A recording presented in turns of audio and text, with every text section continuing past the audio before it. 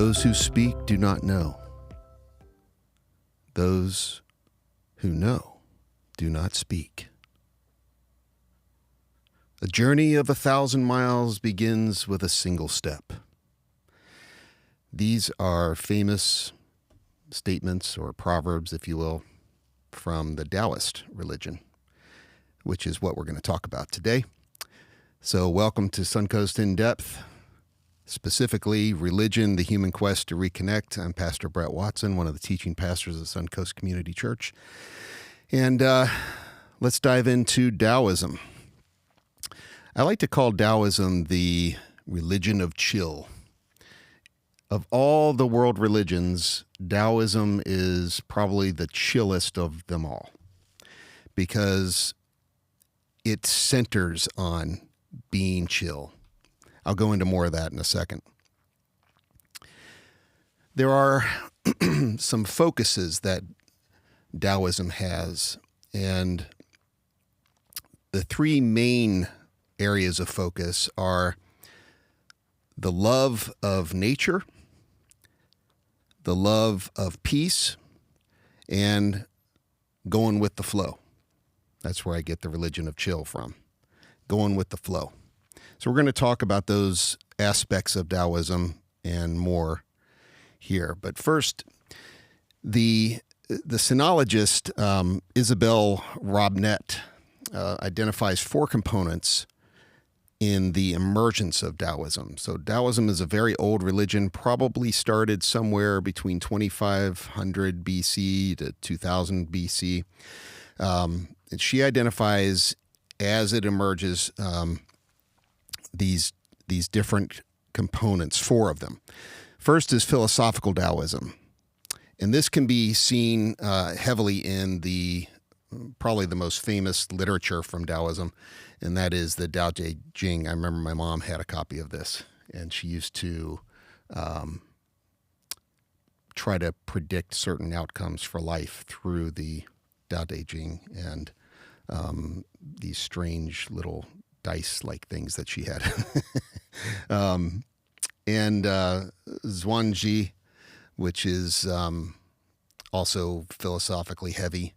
And then the second one is techniques for achieving ecstasy, which basically pertains to different forms of meditation. So this is another Eastern religion where we see meditation taking a front seat in terms of practice. And then it also has practices for achieving longevity, immortality even. And this is an interesting connection between Taoism and alchemy. In fact, it's just has a category of its own within the alchemical world, if you will, called Taoist alchemy. And then also she includes the fourth as exorcism. So Taoism is an Eastern religion, like we see in Buddhism and in Hinduism, where there are demons, there are things called hungry ghosts. So spiritual entities that are either lost, confused, angry, or just malevolent exist in the pantheon of different gods and demigods within Taoism. And sometimes those beings have the ability to possess a human being and need to be taken care of. So they have their own practices of exorcism. Interesting stuff, I think. So Taoism is most prominent in China. It spread, I think, in the way of, or into Japan, if you will, as Shinto. It has a lot of the same emphases as Taoism does, especially the love of nature and peace and so on. But most Christian, or most Chinese citizens practice all three major religions, and that is Taoism, Buddhism, and Confucianism. Confucianism I'm not going to talk about. It's a philosophy based in family hierarchy, if you will. So all three, though, are practiced by most Chinese practitioners of religion. And it shows the flexibility of all three of those. In fact, there's even some interesting tie-ins or Taoist practices and beliefs that influence the large Christian population there too. So we'll go into a little bit of that towards the end of this talk. Daoism is another agricultural religion that has a lot of text behind it. Most famous, I mentioned, is the Tao Te Ching, which is credited to Lao Tzu. Lao Tzu is, we're not even sure if Lao Tzu is an historical figure or if he's just a mythological figure, symbolizing, the human manifestation of the Tao. But we just don't know. Many Taoists believe that he is an historical figure and that he is the founder of Daoism. And he is supposedly the one that wrote the Tao Te Ching. Another very influential figure is Zhangji. And Zhangji is one of the guys that contributed. Other than Lao Tzu, he's the most influential philosophical teacher of Taoism, as I understand it. So then we keep referring to the Tao. What is the Tao? Well, if I start talking about it, it means I don't know. Because the statement that I read earlier is really, in Taoism, it's those who speak of the Tao do not know, and those who know the Tao do not speak. And what they mean by that is the Tao is such that there's no way to fully know it. There's no way to really speak of it in total. There's no way to do that. The Tao is this creative, unchanging force, for lack of a better way to describe it. And so there's a lot of mystery involved. But here's a statement from the Tao Te Ching. Something unformed yet complete. Before heaven and earth were created, silent, empty, standing alone, not changing, pervading all things without limit. It can be considered the mother of the world. I do not know its name. Its symbol is Tao. If I tried to make its name, I would call it great. Some of this might sound familiar, right? Especially for Star Wars fans. You might recall Ben Kenobi describing the Force, saying it surrounds us and penetrates us. It binds the galaxy together. It might also sound familiar to Christians. In Colossians, Paul describes the Christ as that being through which all things were made and by which all things are sustained. So you can see that, in these religions, as I mentioned, in Buddhism, you can see this common or universal wisdom. And even not just the wisdom, the proverbial, advice that comes out of them, but also in their beliefs of reality and how it came to be, the oneness of reality. When you get into the mystical levels of the world's religions especially, it's almost as though they're all just sitting around sipping tea and having the same conversation about the same things. There are so many similarities, especially at the mystical level. So as I mentioned, the Tao is not fully knowable. It can be sensed. Tao, the word, means way. So it's about doing. It's about being is a better thing to say, I think. It's about being. It can be sensed through the patterns of nature, if you will. So the patterns of nature they call Li. So you can know the Tao on a limited basis, in a limited way, by sensing the patterns of nature, of reality around us. The Tao is endlessly creative. The Tao doesn't create for any express purpose or will. It's kind of like the honey badger. It don't give a, just doesn't care. It's not about caring. It's just creative. So it's like a creative force, life-giving and creative. But it is, interestingly, described as fundamentally good. There's got to be a lot of philosophical debate over that. Like, what does that mean? Like, what is good, right? So, but Taoism is philosophically heavy. I mean, when you read the Tao Te Ching, it is not light reading. It is thinking on very deep things, and it does employ its own form of logic around its philosophy. So I'm not making fun of it. I just can imagine that these deep thinkers, they must debate things like, well, what is good? Why do we call the Tao fundamentally good? What is bad or wrong or evil? Just like philosophers in other religions do, and outside of religions for that matter. But it is described as being fundamentally good. The one thing about the Tao that is consistently manifest in reality, the reality of its creation, is change.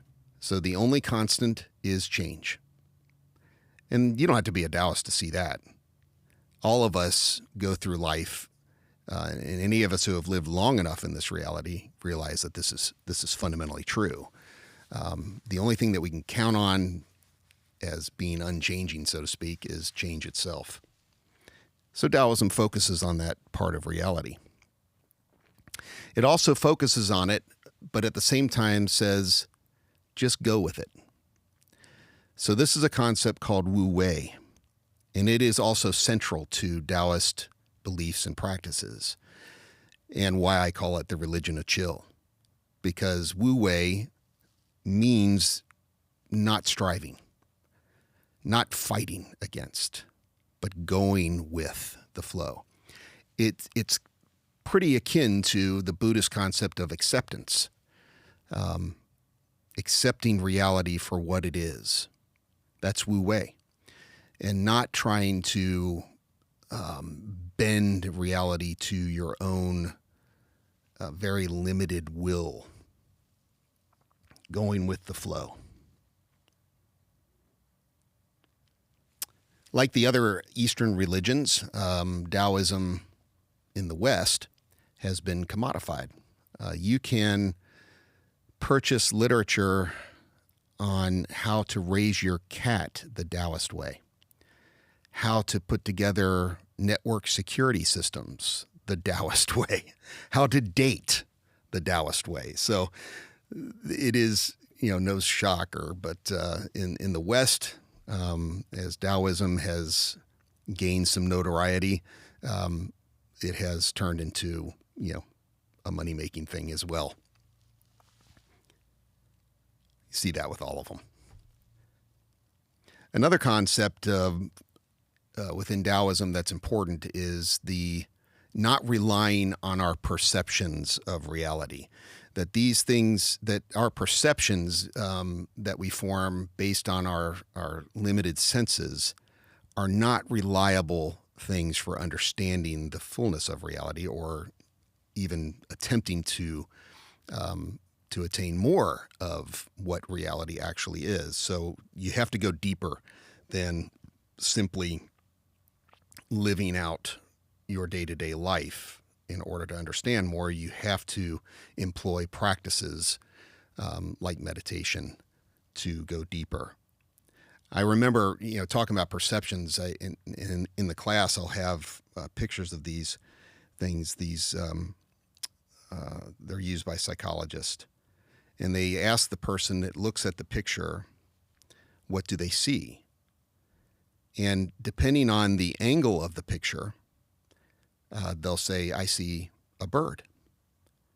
But then if they flip it around and ask the next person, they'll say, I see a rabbit. There's a picture of, well, it's a picture meant to to draw out your perceptions, and it looks initially to me like an old woman, a close up of an old woman. She's got a scarf over her head, but then it can be pointed out that it can also be seen as a young woman, where the camera zooms back a little bit or zooms out a little bit, and you see this lovely younger woman, her profile, and kind of from behind, and it just looks totally different.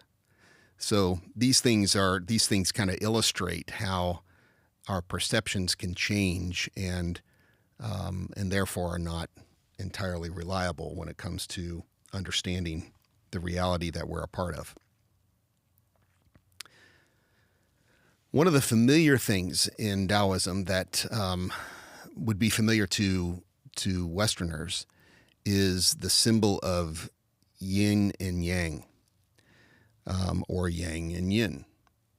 And that is this sphere or circle that is made up of two halves. One is a kind of like a teardrop, or sometimes it's depicted in ancient artwork as a fish. And it's black, and the other side of it is white. And within each of those areas is a circle, a dot, if you will, of the opposite color. And what this signifies, yin and yang has a long history in a progressive history, so I'm not going to get into a lot of the details there, but it started with the description of a shaded hillside and the other side that's lit up, the white and the black. But the concept here is that yin and yang is a dualism introduced into the creation in order to give sentience, like us, the ability to derive meaning from things. We derive meaning through a process. We encounter the differentials, the differences, the contrasts in life, and from there we make value judgments on those things, and then from our value judgments we derive meaning, or we insert meaning, many would say, into our lives. So yin and yang is a very early part of the Taoist creation myth. It's the differences and the balance and the meaning that can be found because of those differences. And then there is the concept of qi. So if you're familiar with any of the martial arts, in martial arts training, they'll talk about focusing your qi. And you'll even hear them give a kiat when they strike with a punch or a kick. And this is what they're talking about is the qi. And the qi can be likened to, let's say in Hinduism, the Kundalini force. It's the life-giving force of the Tao. And it exists in all living things, and in sentient beings can be focused. And so the being, the person, has this qi flowing through his or her body and can learn to manipulate the qi in ways that benefit them and their existence, and the existence of, and the reality of the things around them can be benefited by this understanding of qi and its focus. So when you see, old people getting their exercise through, what's it called, Kyle? Tai Chi. They are learning to focus on and manipulate qi for good health. It's a part of the longevity practices within Taoism. That's where Tai Chi comes from. All about focusing the qi in certain ways for certain benefits. You really can't talk about Daoism without mentioning the way of the celestial masters. So this was a school of Taoist masters led by a guy named Zhang Daoling. And Zhang Daoling is the guy that institutionalized Taoism. Centuries after Taoism had begun, it was mostly practiced as, well, not even practiced. It wasn't practiced in any kind of religiously institutionalized way. There weren't prescribed practices, so to speak. There weren't rules. There wasn't a hierarchy of priests or anything like that until the way of the celestial masters came together, and Zhang Daoling's influence took hold. So he's the founder of institutional Taoism. Most of the rites and the rituals come from the way of the celestial masters, that piece of literature, including many of the Taoist beliefs around the formation of human society. And this is where you'll see a lot of intermingling with Confucianism, because that's largely what Confucianism is about. How do you order an empire? How do you keep it together? Is Confucian thought, and Taoism has its own things, some of which are compatible, if not complementary, to Confucius ideas, and some of it, they have some conflict too, conflict of interest or ways. So it just depends on what they are. And then the concept of, most of us have heard some version of this too.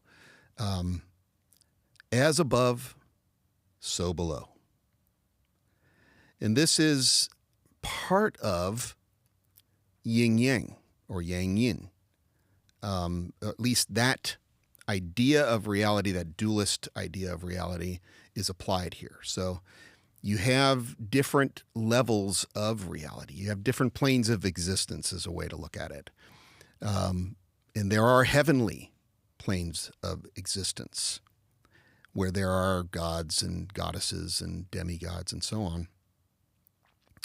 And what Taoists believe is that the goings-on of the Tao, the creative goings-on and the activities of these divine beings and so on, is reflected in this physical plane. And they don't really look at it as I understand it anyway, they don't really look at it as though the heavenly planes of existence are better than the physical plane, but that it's just different.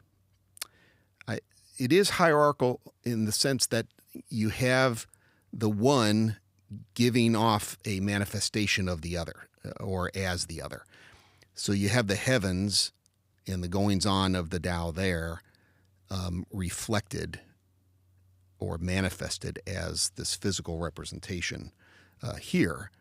But both states of existence have their benefits, and both are considered beautiful manifestations of Tao. So, do people aspire to attain existence in the heavens? Yeah, they do. But it's almost like, at least at the scholarly level, like, yeah, that's just the experience of the fuller Tao. Not that it's better, because there could be beings in the heavens that want to experience life in the physical plane on Earth. So, anyway, that's the best way I know how to describe what I've looked into. It's not too different from what we see, say, in Hebrews chapter 10, where the author says that that the physical reality basically is a shadow of things above. Same kind of concept being played out there. Again, world religions share a lot in common. And so that's another example. One of the biggest examples of what they share in common is this weird way in which the divine, the totality of the ultimate, is expressed in a Trinitarian form, so a Trinity. And that's true in Hinduism. It's called the Trimurti, and in Buddhism, it's also called the Trimurti, where in Hinduism you have Brahman and Shiva and Vishnu that form distinct manifestations of the One. That's how they put it. Just like in Christianity, we say there's the Father, the Son, and the Holy Spirit, but these are three but one. Three in one. Daoism also has its Trinity. It's even called the Taoist Trinity. But these are primordial God expressions of the Tao. They are pure. They're also called the three pure ones, or the three clear ones, or the three transparent ones. They are perfect manifestations of the Tao, or aspects of the Tao. They are formless, but are often depicted as three elders, each in a fundamental color, the three colors that make up all other colors, and they pertain to different things. So the first one, I'm not going to try to pronounce their names,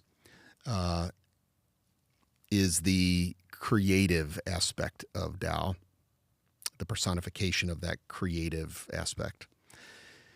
The second is the manifestation of the human, because humans are unique manifestations of the Tao. Of course, all things are, but they're this weird hybrid, just like other religions see humans. We're unusually conscious. We are self-aware, sentient. And then the third is pertains to the manifestation of the Tao in nature, in the world, the physical plane, that is. So they all have their roles, but they are one. They are Tao, just personifications or personalities within the Tao. So it's just interesting to me that you find this concept of Trinity popping up in all of the major world religions. And we should be asking ourselves, why? Well, I shouldn't say that. I have to ask myself why. And scholars ask themselves why. And I think that Richard Rohr has a good angle on this. That, you know, when he talks about the Trinity in his book called The Trinity, he describes it the way that I believe the Cappadocian fathers talked about it. So this circle dance. And he uses a piece of art from an iconic art piece from Russian Orthodoxy to describe his conceptualization of the Trinity. And in that, the Cappadocian fathers referred to the Trinity as the circle dance. So something that's always in motion and in relationship. And so Rohr is known for saying, in the beginning was the relationship. He feels like that would be something that should be added to the creation myth of Christianity. In the beginning was the relationship. And he points out that all things exist in relationship, and that the Trinity is a representation of that relationship. So God is, never lonely. You'll hear some people say, well, maybe he created because he was lonely. It's impossible for most theologians, especially Trinitarian theologians, because God is relationship in its Trinitarian form. In the artwork that he points out, there is a depiction of Father, Son, and Holy Spirit, interestingly, in different colors, primary colors. And they're seated around a table. And art historians that analyze this icon, I forget when it was made, but it's old, notice that there's a residue in kind of a square or rectangle form at the bottom of the table in the image. And what they've concluded is that there was some kind of reflective metal or glass there, so a mirror, and that the artist was wanting the person who's looking at this artwork to see themselves in the circle with the Father, the Son, and the Holy Spirit. There's a lot of other symbolism in that painting too, as there are in all icons. So in other words, the concept of Trinity keeps coming up because there's some kind of deep inner knowing among sentient beings like us of this primordial relationship, and that the ultimate manifestation of the ultimate is found in relationship. That's why, even though in the West we have kind of a hyper-individualistic view of ourselves, we pick ourselves up by our bootstraps and so on, especially in America. But even in Western theology, there is this deep understanding that we do not exist independently, really, that we're all part of the one, especially when you get into the mystical scholars. There is a oneness to God. And the same is true in Daoism as it is in Buddhism, as it is in Hinduism. There is a oneness to reality, a singularity from which all that we see and interact with in the world, listen to, all of it stems from that singularity. In Christianity, we call it God. In Hinduism, they call it Brahma. In Buddhism, they call it Nirvana. In Daoism, they call it Tao. And so that's a quick synopsis of Daoism and a little bit of comparison between, these different religions and Christianity. That's where my specialty is. So my specialization is in Christianity. That's what I know best. So that's why I keep comparing it to that, and why I find the study of these religions so interesting and perennial. You see this universal wisdom keeps coming up. And that's true in Daoism as well. So I hope you enjoyed it, and I'll see you in the next video. Thanks for watching.